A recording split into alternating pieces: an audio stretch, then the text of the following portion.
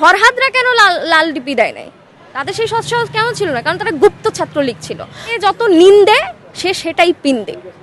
হয়তো ছাত্রলীগ প্রকাশ্যে হল দখল করছে এবং সেখানে সেই হল দখলে গেস্ট রুম নেওয়ার নানান রকম জায়গায় কিন্তু এই বর্তমানে শিবির হিসেবে আত্মপ্রকাশ করছে, তারাই সেই গেস্ট রুমে ছাত্রদেরকে টর্চার করতেন, সেই প্রমাণও আমরা পেয়েছি। ফলে কথায় কথায় ছাত্রলীগ ছাড়া যাদের রাজনীতি নাই, কথায় কথায় আওয়ামী লীগ ছাড়া যাদের রাজনীতি নাই, কথায় কথায় অমুক ছাড়া তমুক ছাড়া গালাগালি দেওয়া ছাড়া যাদের রাজনীতি দাঁড়ায় না, তারাই ছাত্রলীগকে পুনর্বাসন করে, তারা নারী হেনস্থার রাজনীতি করে, তারা মানুষের মানবাধিকার এবং রাজনৈতিক অধিকারে হস্তক্ষেপ করার রাজনীতি করে।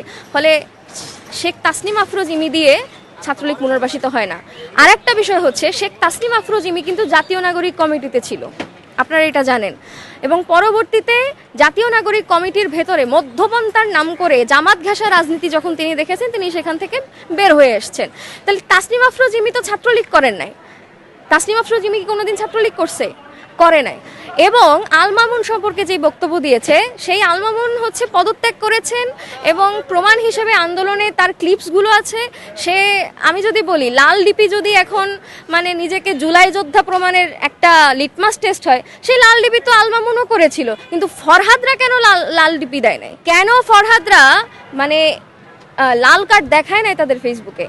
এইটাই যদি, লাল কার্ড দেখানোই যদি একমাত্র জুলাই চেতনাকে ধারণ করা বোঝায়, তাহলে তারা কেন দেখায় নাই তখন? তাদের সেই সৎসাহস কেন ছিল না? কারণ তারা গুপ্ত ছাত্রলীগ ছিল।